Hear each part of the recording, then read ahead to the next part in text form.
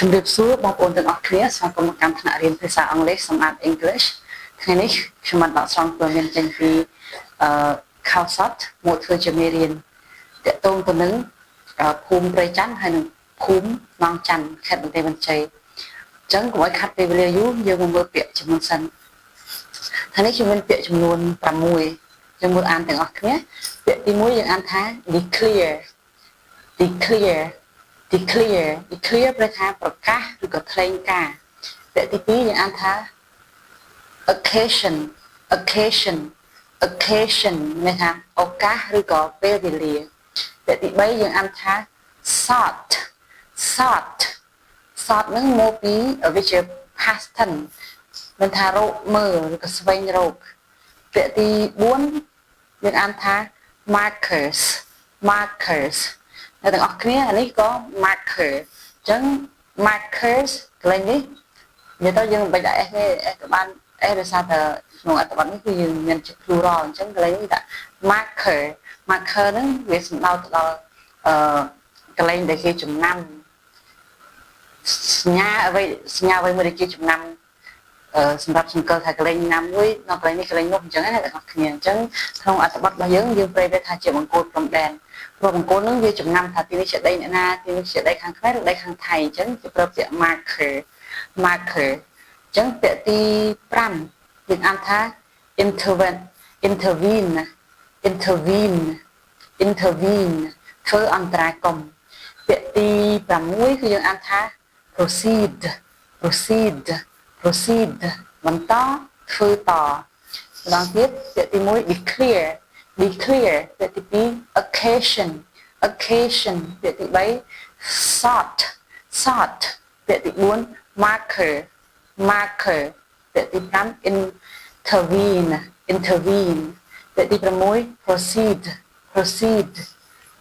អញ្ចឹងនេះជាហេតុការណ៍ដែលបានកើតឡើងថ្ងៃទី29ថ្ងៃច័ន្ទទី29ខែកញ្ញា2025យើងមកមើលពាក្យអត្ថបទទាំងអស់គ្នា Thai officials បើ official ប្រទេសប្រែថាមន្ត្រីបើ Thai officials មានថាមន្ត្រីថៃ Thai officials installed 6 warning signs ហើយកន្លែងអានថា signs 3 each at Ban Nong Yakeo and Ban Nong Chan in Sakel's Koksong district, declaring the areas protected forest under Thai law. ចឹងយើងមើលThai officials មន្ត្រីថៃដែលធ្វើការនៅកន្លែងនៅខេត្តសាកែវហ្នឹងណាបងប្អូនមន្ត្រីថៃបានតម្លើងពាក្យថា install ពាក្យថាដាក់ឬក៏តម្លើងបានតម្លើង6បានតម្លើង warning មានថាព្រមាន sign ហ្នឹងមានថាផ្លាកសញ្ញាឬក៏បដាធំណាបងប្អូនដែលគេដាក់ណាអញ្ចឹងមន្ត្រីថៃបានតម្លើងផ្លាកសញ្ញាព្រមានចំនួន6ផ្លាកសញ្ញាព្រមានចំនួន6 3 each at Ban Nong Yakeo អញ្ចឹងមានថាដែលនីមួយនោះគឺមាន3ដែលនីមួយនោះគឺមាន3នៅបាននងច័ន្ទខាងថៃដែលខ្មែរយើងហៅថាព្រៃច័ន្ទភូមិព្រៃច័ន្ទតែថៃគេហៅបាននងយ៉ាកែវនឹងភូមិព្រៃច័ន្ទហើយនឹងបាននងច័ន្ទគឺភូមិជោគជ័យខ្មែរយើងភូមិជោគជ័យបានតម្លើងផ្លាកសញ្ញាព្រមានចំនួន3នៅបាននងច័ន្ទហើយនឹងភូមិព្រៃច័ន្ទហើយនឹងភូមិជោគជ័យ in Sakel's Koksong district នៅក្នុងស្រុកសាកែវស្រុកសាកែវខេត្តសំទោសស្រុកកុសួងខេត្តសាកែវ declaring the areas ដោយប្រកាសឬក៏ថ្លែងការណ៍យ៉ាងវិញថាដោយប្រកាសថាតំបន់ទាំងអស់នោះ protect មានតែការពារ protect នឹងគេអាន protected forest អញ្ចឹងតំបន់ forest មានតែព្រៃអញ្ចឹងព្រៃការពារតំបន់ព្រៃការពារនៅក្រោមច្បាប់ថៃអូខេ on occasion Thai National Flag Day on occasion Thai National Flag Day September 28 some villagers sought to raise the Thai national flag at border markers 42 and 43 ចឹងយើងមកប្រែ occasion មានន័យថាឱកាសចឹងឱកាសឬក៏ឱកាសក្នុងឱកាសបុណ្យអីមួយចឹងក្នុងពេលវេលាអីមួយចឹងណាអញ្ចឹងនៅថ្ងៃទិវាប្រែមកថានៅថ្ងៃទិវា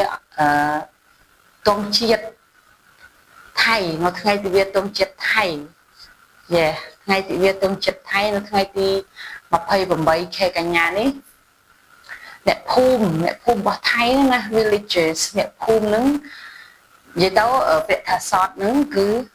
រកមើលឬក៏ចង់ធ្វើអីមួយចឹងណាគ្នាអញ្ចឹងអ្នកភូមិរបស់ថៃហ្នឹងចង់មានថាអ្នកភូមិរបស់ថៃហ្នឹងចង់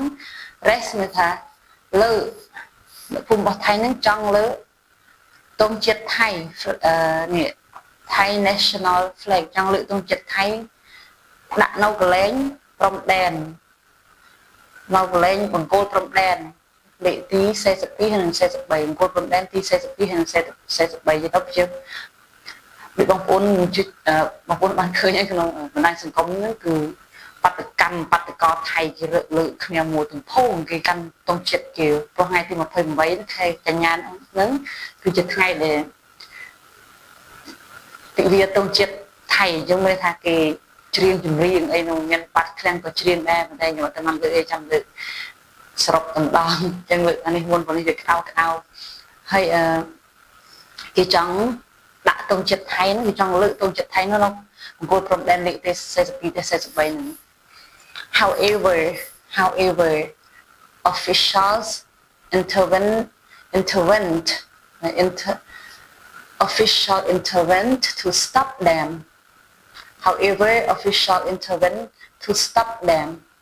ន័យថា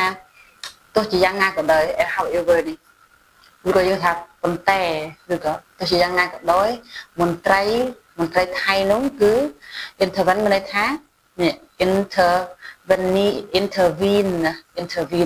ធ្វើអន្តរាគមន៍ទៅពេលកន្លែងនេះសូមទោសខ្ញុំអាន intervened អញ្ចឹងមន្ត្រីថៃបានធ្វើអន្តរាគមន៍ដើម្បីបញ្ឈប់ពួកគេន័យថាពួកគេមិនលោឡាចង់លើកទង់ជាតិរបស់គេនឹងដាក់ក្នុងបង្គោលព្រំដែនតែប្រធានថៃអត់ព្រមទេមន្ត្រីដែលធ្វើការនៅទីនោះគឺបានបញ្ឈប់ពួកគាត់ធ្វើអន្តរាគមន៍បញ្ឈប់ពួកគាត់ although the villagers agreed to back down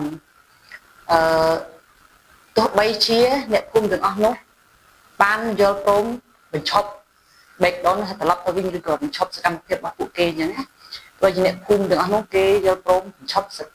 កម្មភាពឬក៏ព្រមតក់ថយក៏ដោយដែរ